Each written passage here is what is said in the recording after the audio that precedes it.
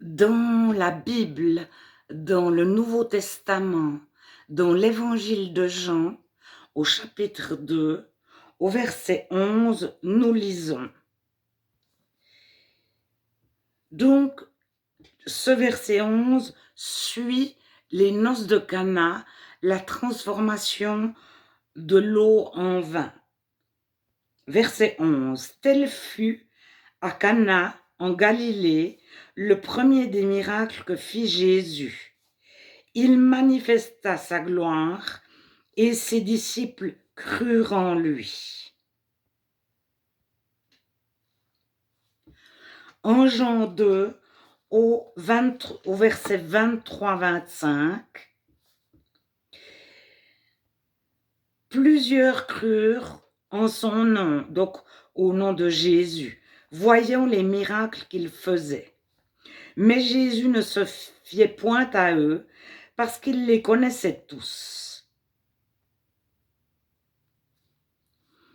Donc, les premières personnes qui rencontrent Jésus croient qu'il fait des miracles.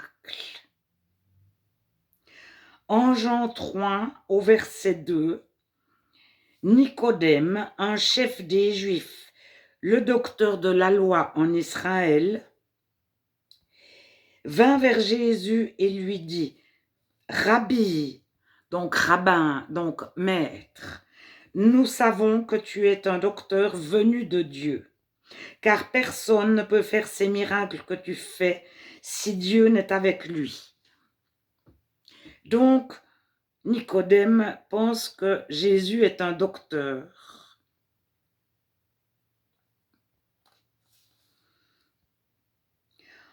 Toujours au chapitre 3, au verset 18. Celui qui croit en Jésus n'est point jugé, mais celui qui ne croit pas est déjà jugé, parce qu'il n'a pas cru au nom du Fils unique de Dieu. Et ce jugement, c'est que la lumière étant venue dans le monde, les hommes ont préféré les ténèbres à la lumière, parce que leurs œuvres étaient mauvaises.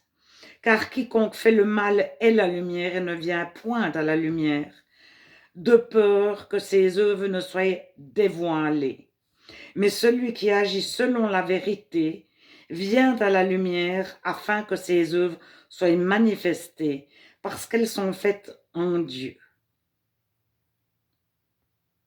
Donc, Jésus, le Fils unique de Dieu, en Jean 3, toujours, au verset 31, toujours en parlant de Jésus, celui qui vient d'en haut, donc c'est Jean qui parle, c'est Jean le Baptiste, et il parle ainsi de Jésus.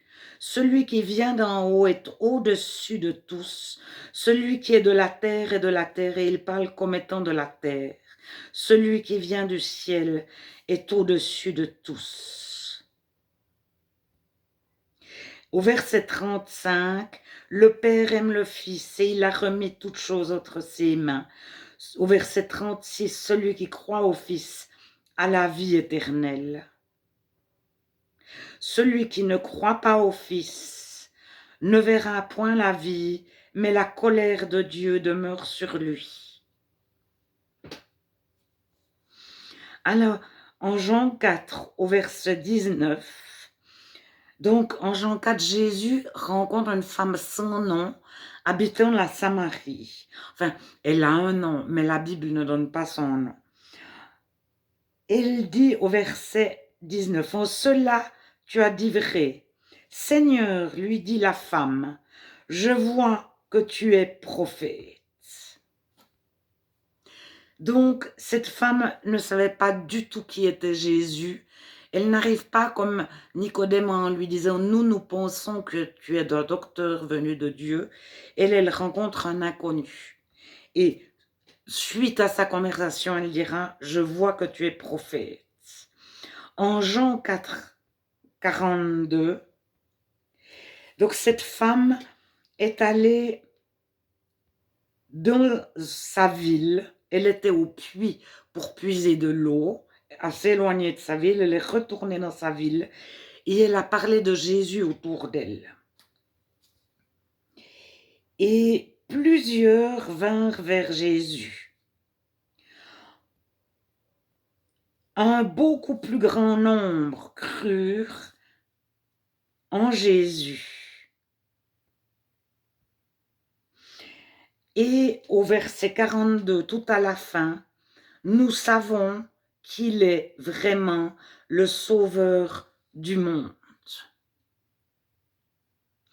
En 4 chapitres, plusieurs décrivent Jésus et Jésus se décrit lui-même. Mais j'ai commencé au chapitre 2. Alors, le chapitre 1 est très difficile à lire si nous n'avons jamais lu d'autres chapitres, d'autres livres de la Bible. Donc la Bible, c'est une suite de livres. Et les personnes qui ont rencontré Jésus en premier avaient des connaissances et souvent une attente. Beaucoup attendaient un sauveur. Alors, un sauveur de quoi? Plusieurs attendaient un sauveur terrestre. Par rapport à un territoire terrestre. Et Jésus dira à la Samaritaine, par exemple, on n'adore plus sur une montagne. Les Samaritains avaient un temple juif sur une montagne en Samarie.